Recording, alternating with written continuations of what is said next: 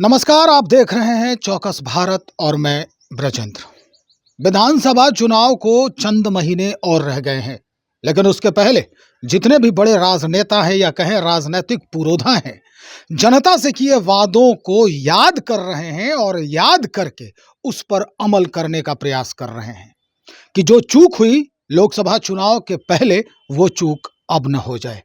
और यही वजह है कि अपने अपने किए हुए वादों पर अमल करते दिख रहे हैं और इस पर वो कोशिश जारी है इनकी, ताकि ये पटल पर आ जाए जो काम जनता के द्वारा कहा गया था, जिससे हम वादा किए थे जनता से, या जिस तरह का माहौल बना था वो माहौल अब ना बने।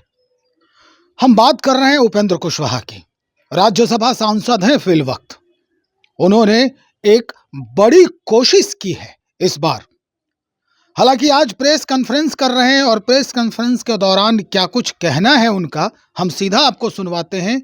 आप उन्हीं की जुबानी सुनिए क्या कहना चाहते हैं वो। काजल की कोठरी में रहकर भी अपने आप को बेदाग बनाए रखा उन्होंने आजीवन। उनका रहन सहन सादगी से भरा हुआ, विचार बहुत ऊंचे। तो इस तरह से उन्होंने पूरी मानवता के लिए, बिहार के लिए, देश के लिए बहुत कुछ किया। उनकी बड़ी सेवा है, बड़ी देन है। और इसी को ध्यान में रखते हुए हमारे प्रधानमंत्री जी ने देश के स्तर पे, दुनिया के स्तर पे उनकी याददाश्त को ताजा बनाए रखने के लिए, अभी आगे आने वाली जो पीढ़ी है उनसे प्रेरणा ग्रहण करते रहे, इस मकसद से भारत रत्न की उपाधि प्रधानमंत्री जी ने दी। इस बात के लिए हम सब प्रधानमंत्री जी के प्रति, भारत सरकार के प्रति, माननीय मुख्यमंत्री जी के प्रति शुक्रगुजार हैं और शुक्रगुजार रहेंगे। और इसी दृष्टि से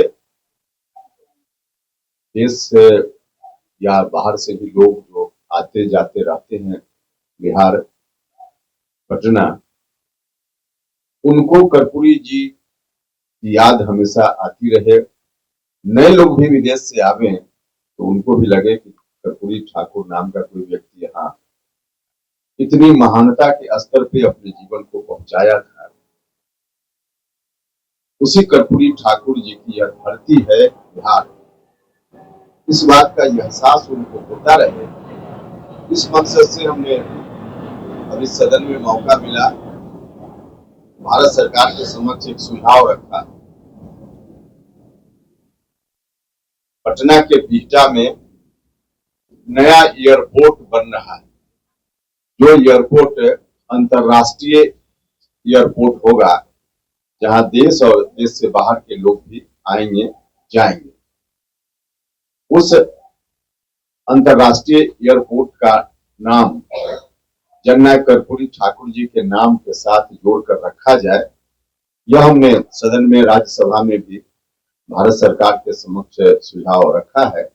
और हमने कहा है भारत की सरकार से कि बिहटा में बनने वाले एयरपोर्ट का नाम जननायक कर्पूरी ठाकुर अंतरराष्ट्रीय हवाई अड्डा रखा जाए।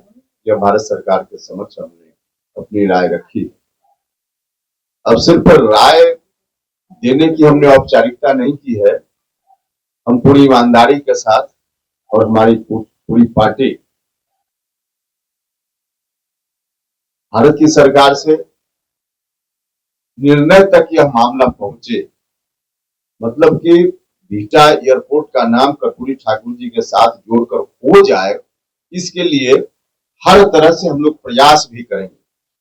सिर्फ कहकर हमने, मैसेज देने भर के लिए हमने नहीं कहा है, बल्कि ईमानदारी से इस बात की कोशिश भी करेंगे कि कैसे हो जाए। और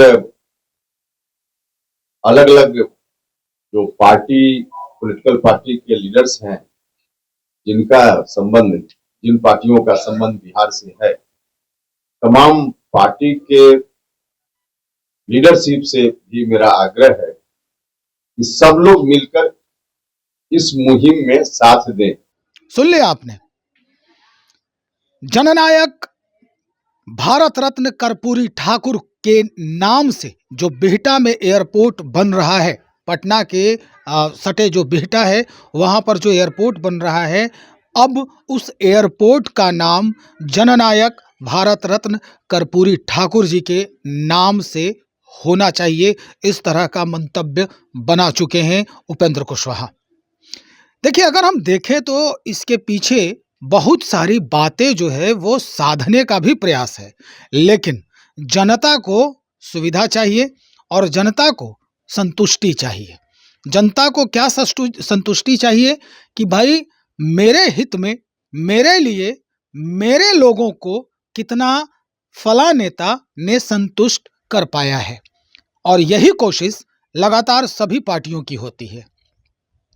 उपेंद्र कुशवाहा वही काम आज फिर से दोहरा रहे हैं और जननायक कर्पूरी ठाकुर के नाम पर ये एयरपोर्ट, इस एयरपोर्ट का नाम रखने की कोशिश में है।